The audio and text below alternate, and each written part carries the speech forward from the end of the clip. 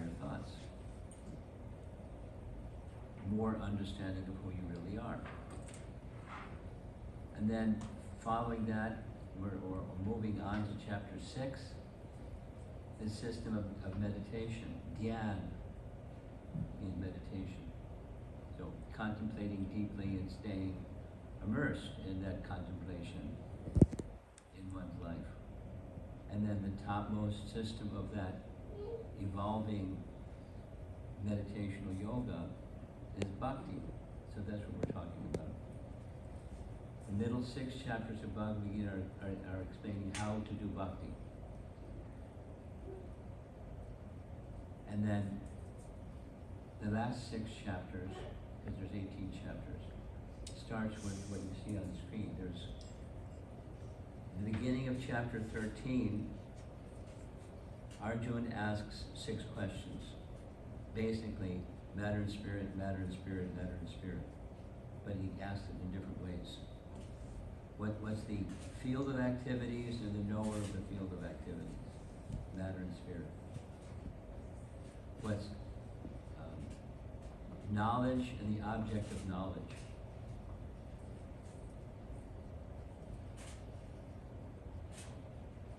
So, Jnanam, Gayam, Prakriti, Purusha, the material nature, and the one who is the enjoyer of material nature, matter and spirit. So, Krishna begins in the beginning part of chapter 13 of answering the first of the questions, what's knowledge? So, he gives a list. If you're interested, you can take a look later, chapter 13, texts 8 through 12, because this is a university. And in university, you were supposed to be offered opportunities for knowledge. So Krishna gives a definition of what knowledge is. And you'll find the verses 8 through 12, chapter 13. This is one of the items of knowledge. Or a person that has knowledge is by nature simple, as opposed to complicated. And the Sanskrit word is arjavam. You'll find that in those verses, 8 through 12. And a dictionary definition of simplicity can mean, less than complicated, but a second meaning is straightforward. A person is simple who's straightforward, honest, truthful, straightforward. Or it's negative, without crookedness. So there's Sanskrit word for crookedness. We're going to hear some of those. But to understand, this is a teaching I've learned some long time ago. A good definition is both inclusive and exclusive. If you want to say what a thing is, you also identify what it's not. I'll give a little example, one of my favorite examples. When he was 70 years old, my spiritual master, I didn't know who he was, I met him later, but he came to America at the request of his spiritual master to take the teachings of Bhagavad Gita to other parts of the world besides India, or the English-speaking parts of the world. So he came to America. And with him came, of course, Bhagavad Gita and the teachings of Bhagavad Gita. And it was with difficulty. He had challenges. He had a manuscript for Bhagavad Gita, but he was living in Manhattan, and someone broke into the place where he was living and stole his manuscript. So he had to do it over again. But he wasn't daunted. He just kept step by step, with the purpose that was given to him. Very, straightforward and simple,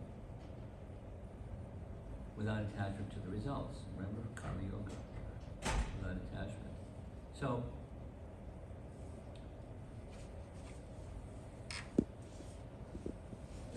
Sanskrit word you see on the screen is bhakti, and the second word is abhas, which means shadow or reflection.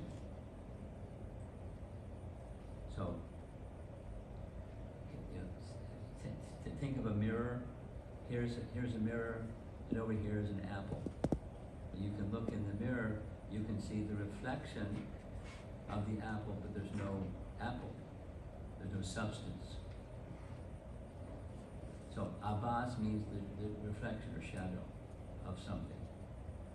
So there's bhakti. You're looking at the screen over here, but I'm going to walk over here. I have a laser pointer. Let's do this. Oops. The shadow of bhakti, there's no, like the apple and the reflection of the apple. The shadow bhakti has a certain power. That is, it can destroy all sins and attain the feet of Vishnu or the Supreme, even from a subhuman form of life. That's the reflection, not the real thing. Here's the example that the author gives. It's an interesting story from Vishnu Dharma Purana. So, once upon a time, it's his history, there was a mouse. And the mouse had this habit of going onto an altar and drinking ghee from the altar, on the lamp in the altar, because rather than have candles, they had ghee, a little wick coming out of the ghee, and light the wick, and it would just light till the ghee was gone. So the mouse snuck on the altar and was drinking regularly the ghee from the cup. But one time something very unfortunate happened. His fur got caught in the fire and he died. One dead mouse. However, in the mouse's next life, that soul became a queen. And the queen, in her next life, she had a liking for making offerings of ghee lamps to the deity on the altar. And she did that very devotedly for the rest of her life. And when she died, according to this history, Purana means history, she went to the spiritual world from that simple, very simple service of offering ghee lamp. So the story is narrated from the scriptures to indicate that even in subhuman form of life, the shadow of devotion is very powerful. What to speak of the real thing, the thing that the shadow is the shadow of.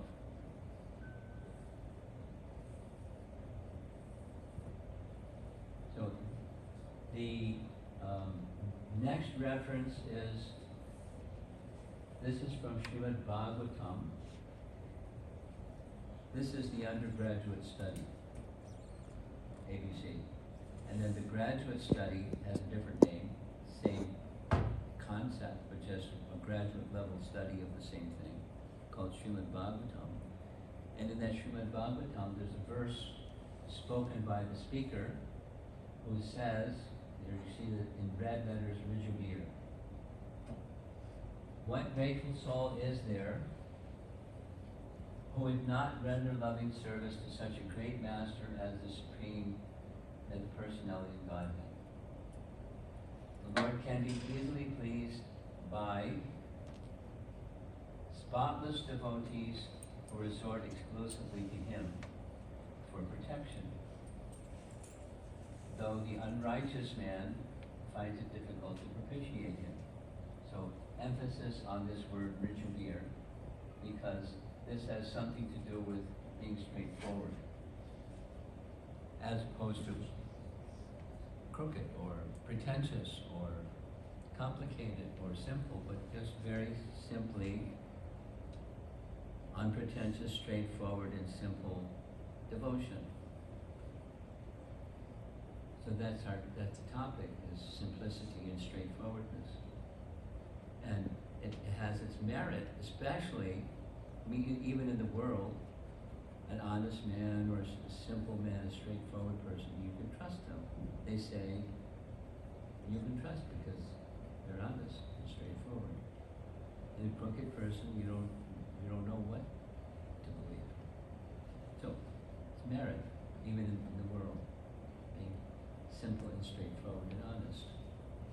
And then when that same characteristic is applied in devotion, in bhakti, then the consequence is superlative.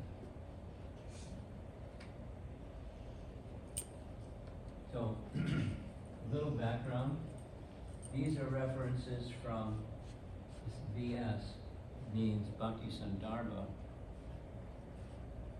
I hope I don't spin you out with too many terms. But Bhakti Sandarbha is a treatise that explains bhakti. Like, a big full volume of literature explaining bhakti. So he, the author, is making a reference to the opposite of straightforwardness. You see that word in red, kutila. Kutila means crooked. Like a straight pin and crooked pin. Crooked. Impure fools who are crooked do not develop bhakti, chanting, or remembering. This statement is from another reference, Skanda Purana. There's the speaker. And here's another reference to crooked. Truth, I like this, this is from, truth is blocked by 100 obstacles. Austerity is blocked by 1,000 obstacles. Bhakti to Govinda is blocked by 10,000 obstacles if one is insincere or crooked. So there's the two opposites. I know it. When my spiritual master came to America, that's right, I got distracted. He didn't have anything. He came to America with no money. He had 14 rupees.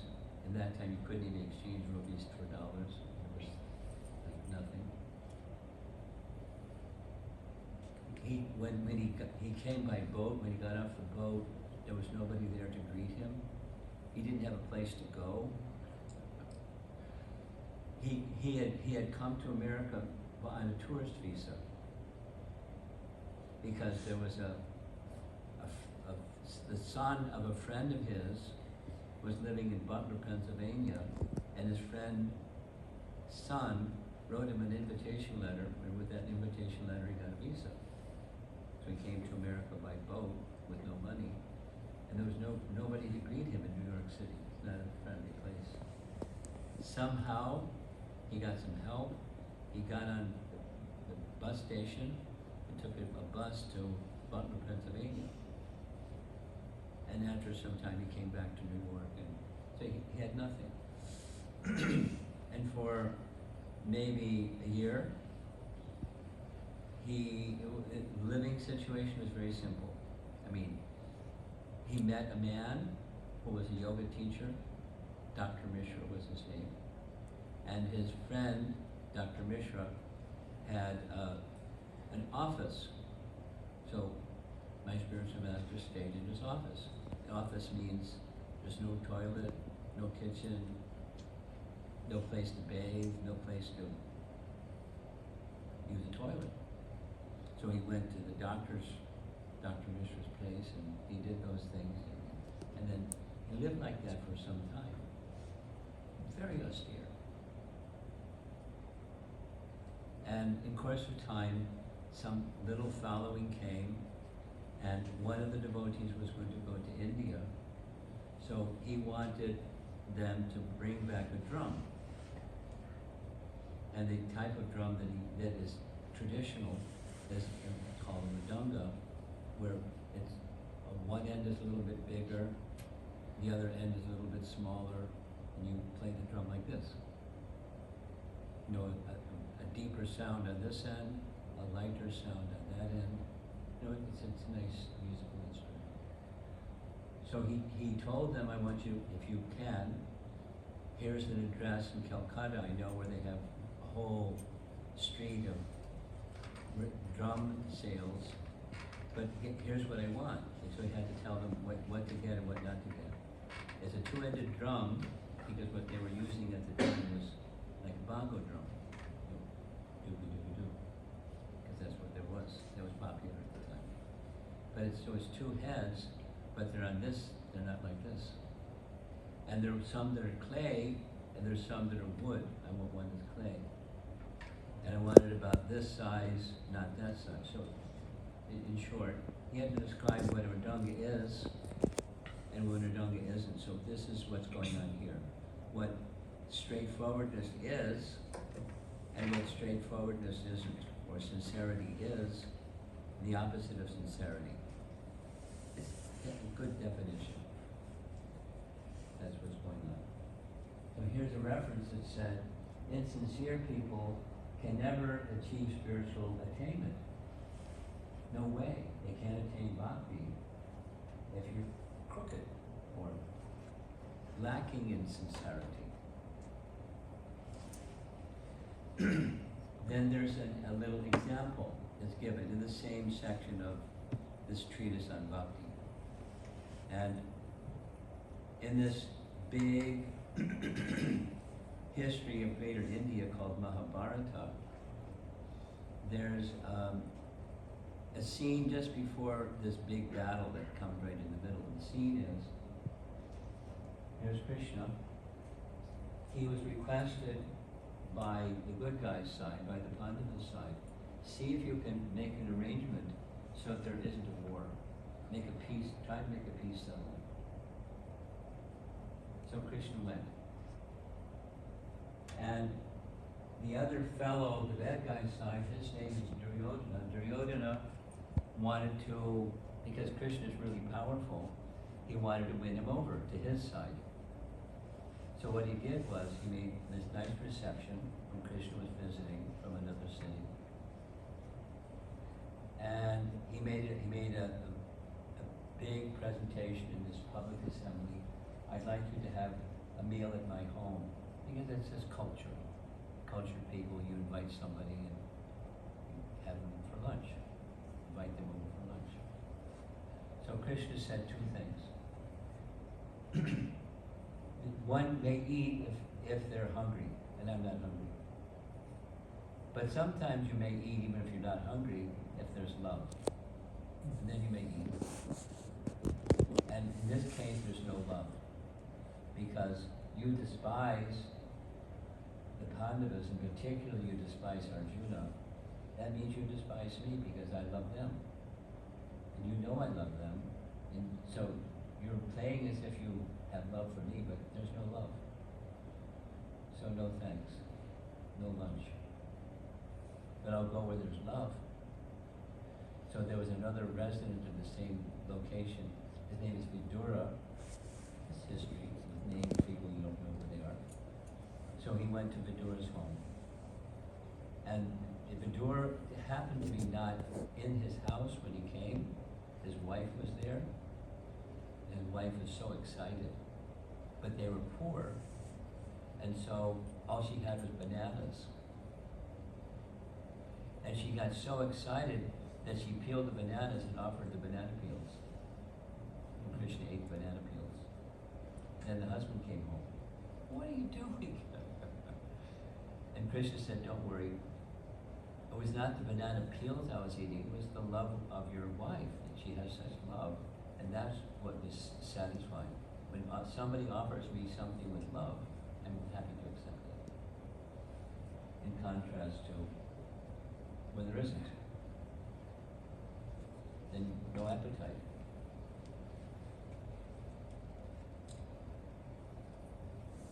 Now this is the Bhakti Yoga Club, so we're speaking about Bhakti. According to the teachings of Bhakti, there are stages of Bhakti.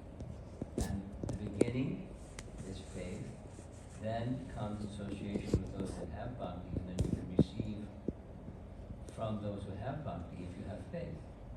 And then there's further and further and further stages. And so there's this, in the preliminary stage, now there's Shraddha, faith. And when faith is there, bhakti can grow. However, in the same treatise called Bhakti Sandarbha Prastata, explaining what bhakti is and how it grows, he also explains when it can, if it goes up high, it can be diminished. And then he gives 5 causes of how bhakti that becomes elevated. You can fall from bhakti. And notice the first one, crookedness. One may start sincerely and simply and become a little, recognized, a little effective and efficient and a little proud because recognition comes. And then it's possible to become crooked once you get something and there's some recognition or whatever that comes to you, and then you want more, you can become crooked to get more, which is not the purpose. The purpose of bhakti is not to get recognition. The purpose of bhakti is to awaken our dormant higher consciousness and direct that higher consciousness in yoga to the Supreme. So one can become crooked. Or, further from that crookedness is a lack of faith in Scripture.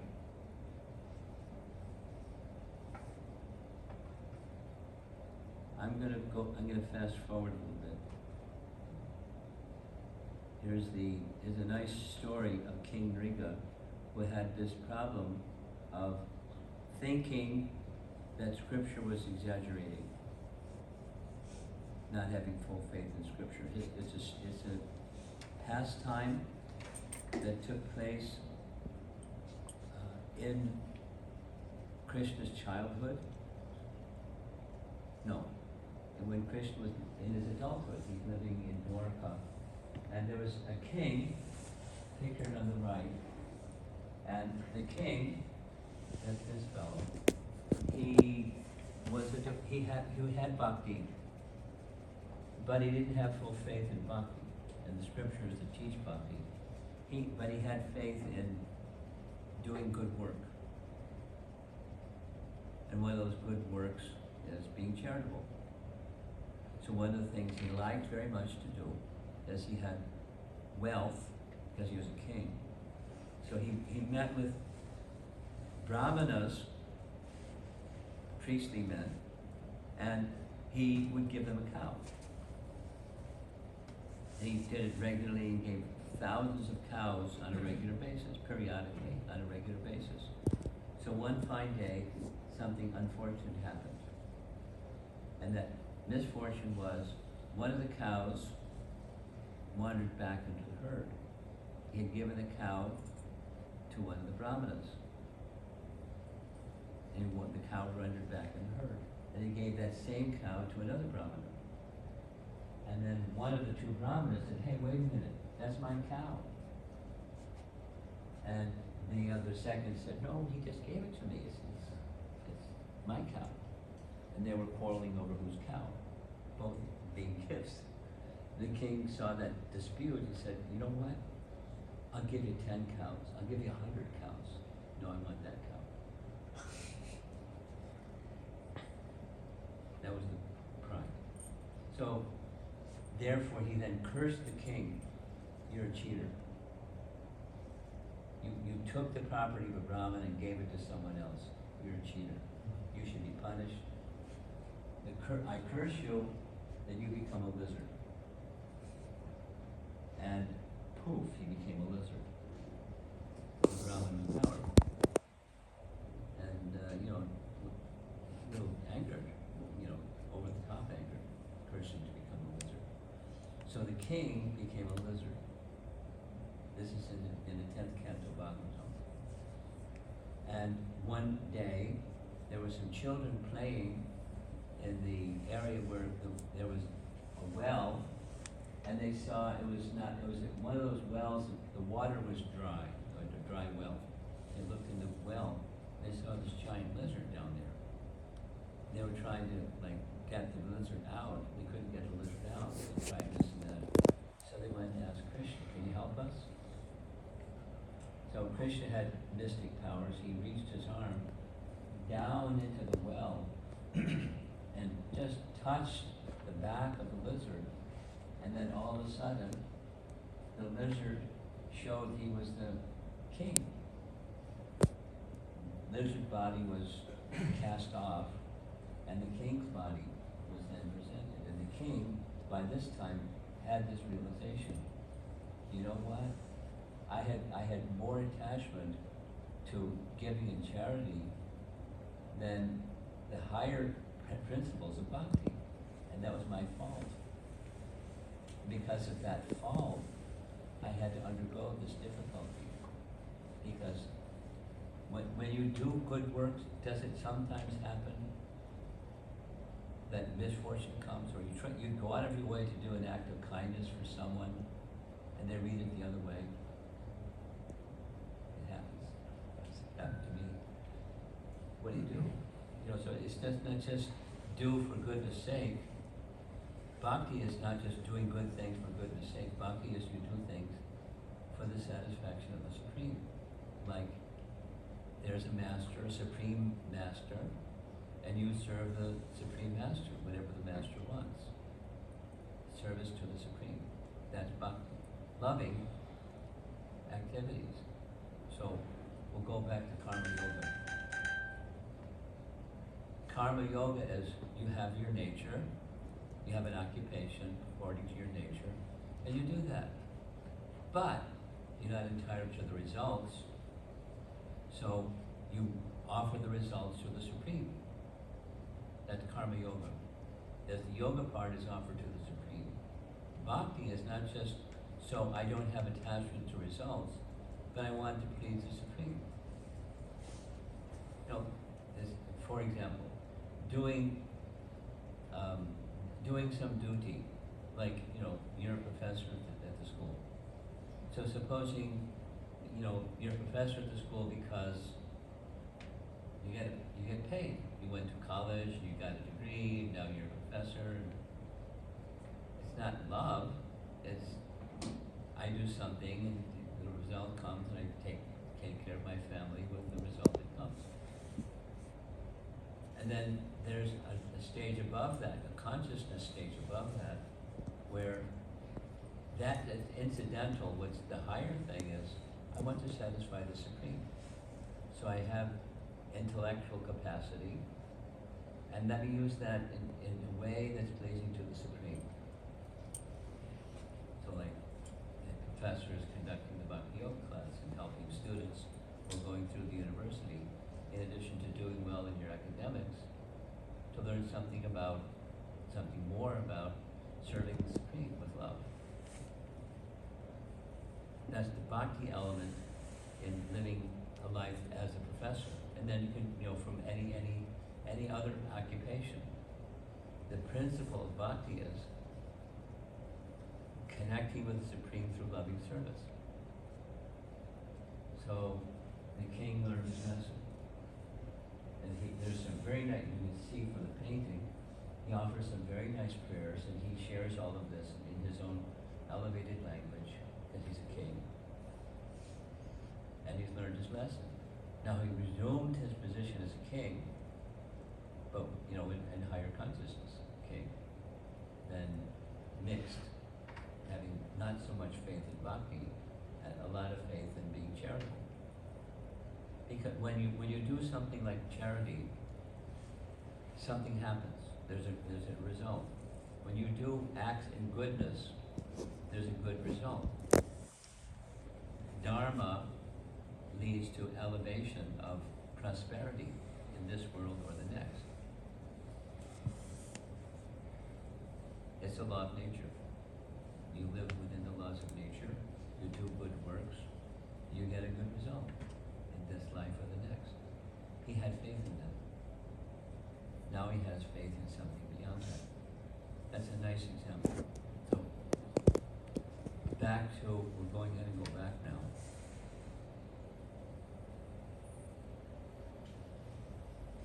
lack of faith in Scripture. Whoops. Then there's another.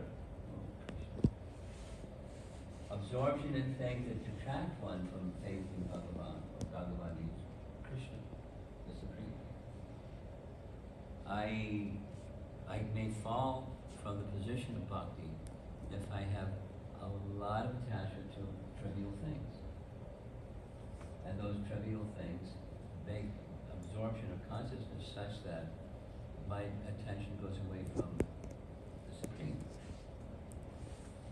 Further, supposing over a period of time slacken in bhakti, that happens. And if bhakti slackens, then one can fall. And finally, pride in executing acts of bhakti. And that's easy to understand. Here's a little example. In their devotional circle, singing, kirtan is very popular. Music is popular in any culture, in any part of the world. But supposing one becomes a really good musician, like this young girl over there, she's good at playing mridanga. Whenever there's kirtan, she's got with the mridanga. She's good. So supposing somebody says, "Oh, you're such a good mridanga player," I can be proud, thinking, I'm good at playing mridanga. Or someone may be a cook, and wow, you're a fantastic cook. Being a fantastic cook or fantastic mridanga player or whatever, fantastic. But don't be proud, because pride can destroy everything good. Pride in the heart. Pride goeth before the fall, as the saying goes. So one can fall from bhakti by being proud and executing acts of bhakti. Executing acts of bhakti, that's good. Pride is not.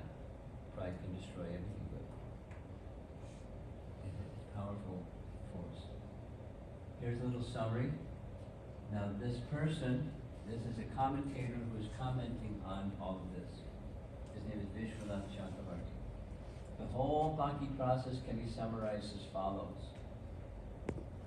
The advanced devotee who chants the holy name of the Lord in a perfectly offenseless manner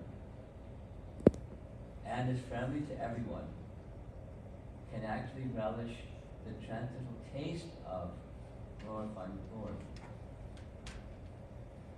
And the result of such realization is reflected in the cessation of material desires, etc. So let's do this. A lesson in Buddhism. Those of you that know a little bit about Buddhism, according to Buddhist teachings, the root cause of suffering is desire. Next, the way to become free from suffering is to become free from desire. How do you become free from desire? Two things, in simple language. One, live a life of goodness, starting with non-violence, ahimsa, don't slaughter animals. And then all other things that are part of goodness, because that's what this topic is. Simplicity is one of them. Or truthfulness, honesty, cleanliness, straightforwardness, etc., etc. Live a life of goodness. Frame your life, become a mode of goodness person. Second, mindfulness. We've all heard the phrase. It's a Buddhist phrase, or it was enhanced and became more popular through Buddhism. Mindfulness means be in the moment, because there's a teaching behind be in the moment. The teaching is consciousness is momentary. Buddha doesn't say there isn't a soul. He doesn't say that there is a soul. He just speaks of consciousness is the moment. past is gone, the future hasn't happened, all there is the moment. Be in the moment. Be in the moment. Not just, for 15 minutes, but in a deep meditative way, be in the moment and stay there. And when you become really good at it, guess what? You can go on the other side of the moment. What's on the other side of the moment? Enlightenment. Or in Sanskrit, it's nirvana, cessation of material existence. So when you become really good at mindfulness, you go on the other side of the moment, there is nirvana. What's nirvana? In simple language, voidism, or nothingness. But you've accomplished the goal, becoming free from desire. So that's a Buddhist concept. Then there's a bhakti concept. The bhakti concept is the root cause of suffering is ignorance. Because when there's ignorance, there's ignorant activity. From ignorant activity comes suffering. So don't stop activity, but dismiss ignorance with the opposite of ignorance, which is knowledge, which is what Bhagavad Gita has, for example. Or systems, teachings that are full of light, it dissipates darkness. Light is stronger. And knowledge dissipates ignorance, which is the root cause of suffering. And then what is that symptom of knowledge? The symptom of knowledge. Cessation of material desires. If you have no more material desires, what do you have? Spiritual desires. And the crown of that spiritual desire is love of the Supreme. Activity that I do and we do, that's for the satisfaction of the Supreme.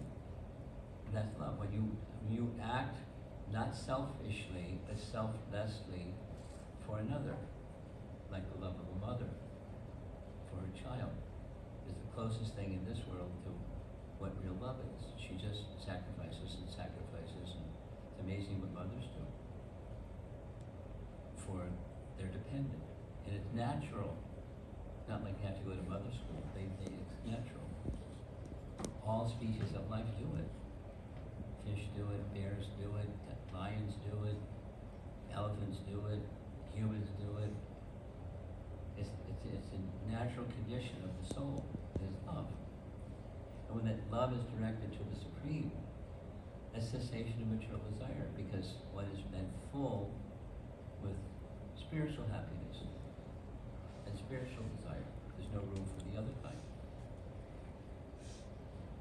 Even if the neophyte, due to their being in the lower stage of devotional service, makes a show of constantly chanting the holy name of the Lord, because they commit offenses to the holy name, they cannot relish the transcendental taste of the holy name. They can, however, get in touch with the pure devotee of the Lord and rectify their bad habits. Otherwise, they shall continue to be stone-hearted and unfit for any treatment. A complete progressive march on the return home back to Godhead will depend on instructions of the real scriptures directed by a realized devotee. No, one who is carrying bhakti can give it. If you don't have bhakti, you can't give it. So get bhakti and then give it. And that's the process. I think I should end. There's a little bit of something very similar, considering the glories of chanting Hare Krishna as exaggeration. This Artavad example. In Artavad, we heard Artavad, rather than going to skip. This is King Riga. He was thinking, I like bhakti, but it's, the benefits are exaggerated. And you may exaggerate something to get people pumped up to do that something. And they think, it's excessive exaggeration. It's not really real. And that's an offense. Because to take the ideas that come from scripture to think it's not real, it's just exaggeration, that's an offense, and there's consequences. So there's that same list, the same 5 things that make one fall from bhakti. So you do the positive and avoid the negative. And I'm going to end with this slide. There's something further, but time doesn't permit. There's a book by another great personality. His name is here, Raghunath Das Goswami, and he's written a book that describes not just how to perform the do's and the don'ts, to avoid the don'ts, to do the do's, and do bhakti in that way, but once that bhakti becomes mature, then it becomes spontaneous. It's something like jump-starting a car. Modern transmissions are a little different, but standard transmission, the car is stalled, you push the car, pop the clutch, zoom. Then the car is running. And then you don't need to push the car anymore because it's running. Similarly, the pushing, the regulations of the rules and procedures for practicing bhakti, that's to help one get to the spontaneous stage where you pop the clutch and it's not needed anymore.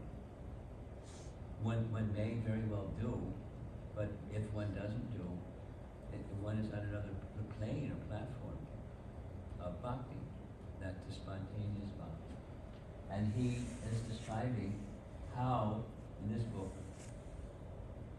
mana means mind, shiksha means instruction. So it's a book where he's instructing his mind how to achieve this in the spontaneous way, the eternal association of Radha and Krishna. And one of the key things is right here on the screen. Give up pride, which is along the theme of what we were speaking. Sada means always. Dam bham means pride in Sanskrit. Va, give it away, get rid of it, get rid of pride. And that's necessary. So back to the theme of simplicity. Go back to the first slide.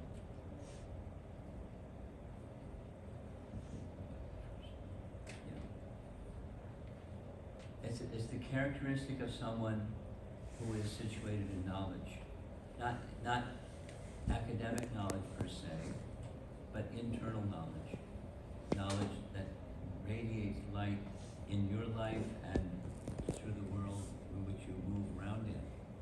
You can bring light to others by that spiritual knowledge or transcendental knowledge.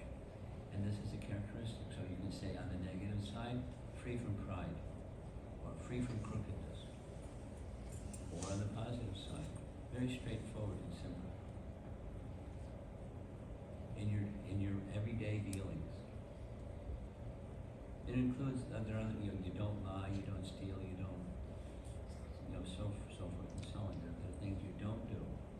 But by all means, be very clear and straightforward in your interactions with others. When you meet such a person, you feel it.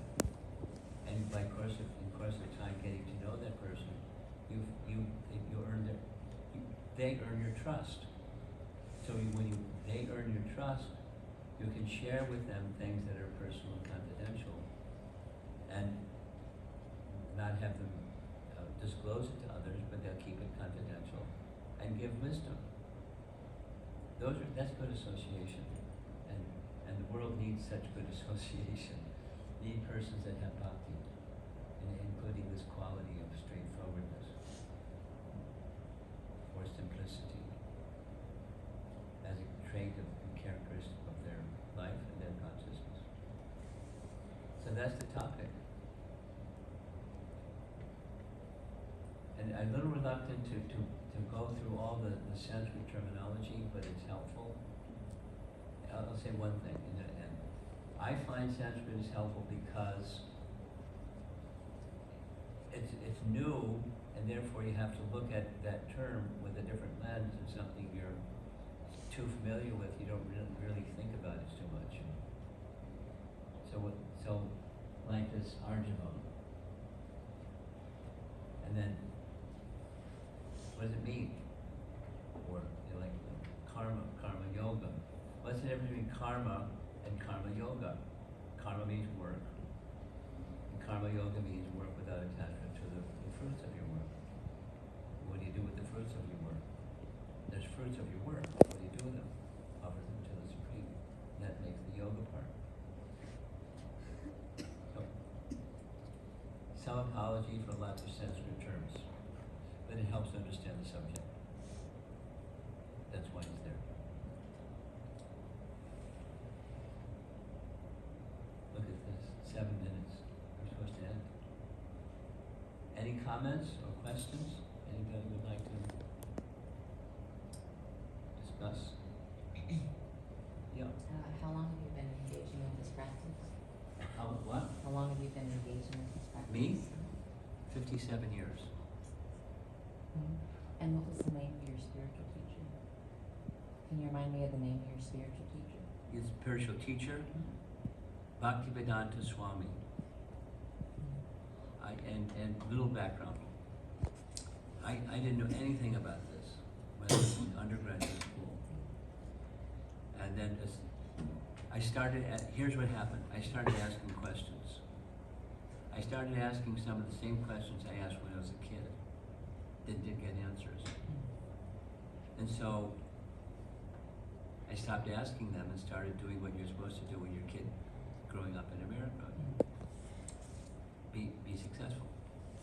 And success means academics, for a young boy, sports, and social. Be successful. So I worked on being successful for about 20 years. And then the little light went on and I started asking these questions again. Starting with faith, I'm just giving you a quickie. Okay. Starting with faith, the faith was 3 things. There's something more than all of this stuff.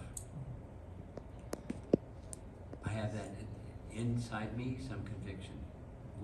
Second, I don't know what it is. It's good to know you don't know, because then you can be more inquisitive. And the third is, I want to know. It was during the time was during the Vietnamese War, and that prompted the questions. Crisis prompted a question. There's details and details. I was drafted. My mother and father told me, you're getting draft notices from the U.S. Army to go get a uniform and go get in a plane and fly off to Vietnam.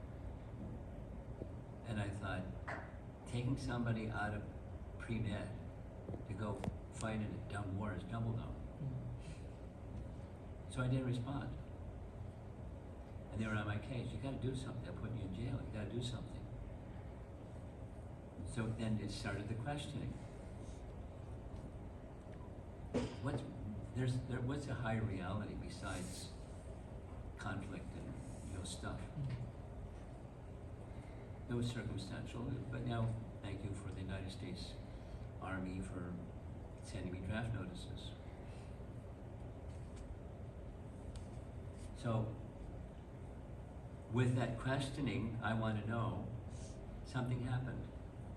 At the university that I was attending, one day, I was passing through the student union, and there was a big crowd of people at the door of the Millard Fillmore room. And I never saw that before, so I kind of wiggled my way through the crowd at the door, and inside, there was Allen Ginsberg. You've heard his name. A famous or infamous, either way, American poet. Celebrated because he wrote poetry, but also infamous because he wrote his poetry on LSD. And he was a big proponent of LSD, and so that was the infamy part. But he was a very popular guy. And I recognized him because his really thick glasses, and receding hairline, and hair was like that. I knew who he was. right next to him was somebody who didn't know who he was. It was my spiritual master. Later, I didn't know who he was. And I just heard his chanting. And that's because that's what they were doing. Allen Ginsberg playing the bongo drums, and Prabhupada playing little hand cymbals, kartals, saying Hare Krishna together. And then the people responding, and it was nice. And then, because people were intoxicated to the max, the speaking was very short and sweet. It was over. And then they served prasadam, vegetarian meal. That was it. I walked out. And my life changed from that sound. I didn't understand it then, but I understood it later. Because that's what the effect of sound has. And did you say that was Hail Krishna? Is that what's written over there next to it? Huh? You said that chant they were speaking, is that what's written over there? Yeah, Okay. yeah. Krishna's the name of Krishna. Thank you. Yes. So, my personal, many years ago, I got a call from somebody I do not know, Really? and it happens to be Dr. Rupal Chaudhary. Okay. And I came to his company. Really? Yeah, that's what I did. Okay. I came for an interview and then we talked. Okay. And that's how I know about. Well, welcome.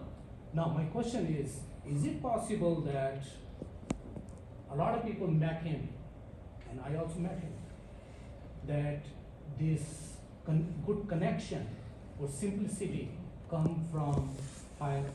Well, it also Okay. passed. This life and previous lives. With this life and previous lives comes some character. Mhm.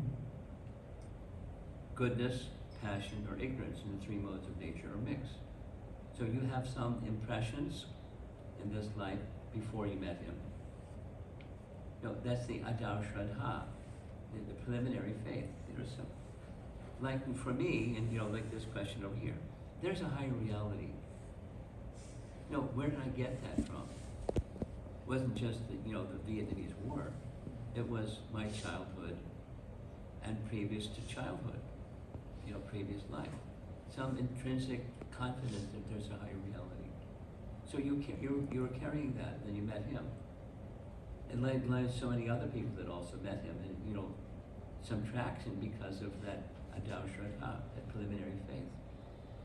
And then, it's like having dry leaves and a match, or a spark.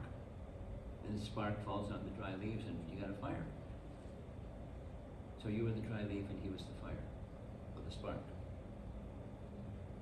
So you can say thank you. Oh, yeah. Yeah, I'm sure you do. And in your heart, there's some gratitude. And then he's feeling something, wow, that leaf burned, that was really nice. And he got me simplicity. Yeah. Okay. Thank you. I would like to thank you for giving such a beautiful talk. It was amazing. I'll be honest. I said it before, I'll say it again. I was a little concerned about too much Sanskrit terminology. Persons may be comfortable with that. Persons may be tuned out because it's too many words. I don't know what the meanings are. I'm third time. I'm a little concerned or a little anxiety about that. But I was regularly looking around to see if people paying attention. You may not understand this word, that word, but the concept is not so difficult. That's what the essence is. Okay. Anything else? Okay. I brought with me, so thank you very much, I'm going to end. I brought with me some milk sweets, been offered to the deity, so I'm going to walk around and put your right hand out, something magical. And then, I don't know what else, there's a brown bag. You want to do your wrap up? You don't have a script? Come on.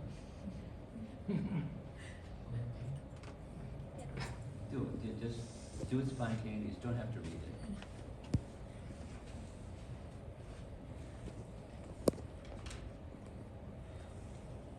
She's gonna read it.